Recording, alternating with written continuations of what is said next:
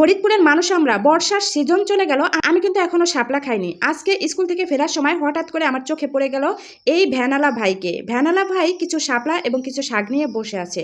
দৌড়ে আমি চলে গেলাম তার কাছে। যাওয়ার পরে দেখি ও মা, বিশাল বড় বড় শাপলা নিয়ে এই ভাইয়া বসে আছে। ভাইয়াটা কয়েক ভাঙা দিয়ে আমার হাতে শাপলাটা দিয়ে দিল। আর এই শাপলাটির মূল্য ছিল 20 টাকা, যেটা গ্রাম অঞ্চলে শাপলা খাই না, আর আমরা তো আগে কখনো খাই নেই। মাঝে মধ্যে শখের বিষয়ে আমার মা চাচিরা 2-1 বার ভাজি করে রান্না করতো। আর এই ঢাকা শহরে দেখি মাছ মাংস দিয়েই শাপলা রান্না করে। শাপলা তো কিনে ফেললাম, এবার ভাবছি এই শাপলা রান্না করব কি দিয়ে। হাঁটতে হাঁটতে সামনে পড়ে গেল এক মাসালা ভাই, কিন্তু মাসালা ভাই সেখানে ছিল না। হঠাৎ করেই কিছুক্ষণ পর উনি আসলো। উনার জন্য আমি দাঁড়িয়েছিলাম যে কি মাছ নিয়ে আসছে একটু দেখে যাই। উনি আসার পরে আমাকে বলছে, আপা মাছ নেবেন? আমি বললাম হ্যাঁ, দেখান দেখি কি মাছ নিয়ে আসছেন। এবার দেখি উনি চিংড়ি মাছ নিয়ে এসেছেন। আমি ভাবলাম হ্যাঁ, এই চিংড়ি মাছ দিয়েই আমার শাপলাটা খেতে হবে। আমি ওনার কাছে দাম জিজ্ঞাসা করলাম কত করে পোয়া। উনি আমাকে বললো 170 টাকা পোয়া। ভাবা যায়, 170 টাকা পোয়া হচ্ছে চিংড়ি মাছ, তাহলে খাবো কিভাবে? উনি আমাকে বলছিল, আন্টি সবগুলো দেবো? আমি বললাম না চাচা, এতগুলো নেবো না, এত টাকা আমার নাই, আপনি আমাকে 1 পোয়া দেন। পোয়া কত রাখবেন? উনি আমাকে বললো 1 পোয়া 170 টাকার নিচে হবে না। অথচ আমার কাছে এত টাকা ছিল না,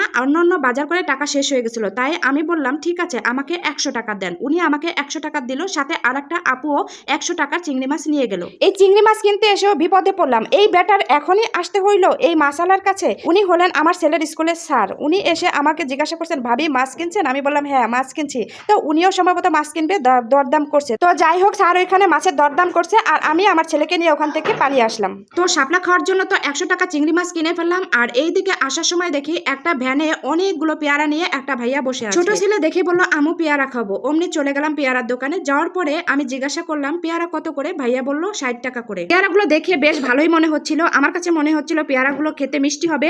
অন্য ভাইয়েরা দেখছিলাম বেছে বেছে কিনে নিচ্ছে। আমিও কি করব, আমিও অবশেষে ছেলের আবদারের জন্য ভাইয়াকে বললাম ঠিক আছে, আমাকে 100 টাকার পেয়ারা দিয়ে দেন। তো উনি আমাকে মেপে 100 টাকার পেয়ারা দিয়ে দিল। আমাদের ছেলেদের স্কুলের সামনে দিয়ে অনেক সময় অনেক ধরনের মাছ পাওয়া যায়, অনেক ধরনের ফলও ওঠে, আবার অনেক সময় আর সবজির ভ্যানগুলো তো এখান দিয়ে অনেকেই থাকে। প্রতিদিনই এখান দিয়ে এই সবজি, মাছ এবং হচ্ছে বিভিন্ন ধরনের ফলফলালি ওঠে। তো এগুলো কেনার জন্য আমাদেরকে বিশেষ করে দূরে যাওয়া লাগে না।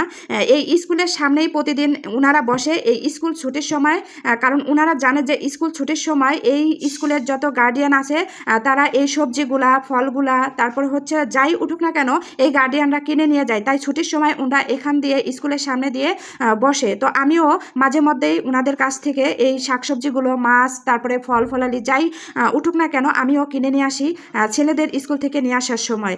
তো বিষয়টা আমার কাছে খুবই ভালো লাগে যে আমার এই কেনাকাটা করার জন্য বেশি দূরে যাওয়া লাগে না, এই স্কুলের সামনেই প্রতিদিন পাওয়া যায়, আর স্কুলের সামনে থেকেই নিয়ে আসলাম। তো ফাইনালি ছেলেকে নিয়ে আর সবকিছু কেনাকাটা করে আমিও চলে আসলাম রুমের মধ্যে। তো আজকের মতো ভিডিওটা এই পর্যন্তই। ভালো লাগলে অবশ্যই লাইক, কমেন্ট, শেয়ার করে পাশে থাকবেন।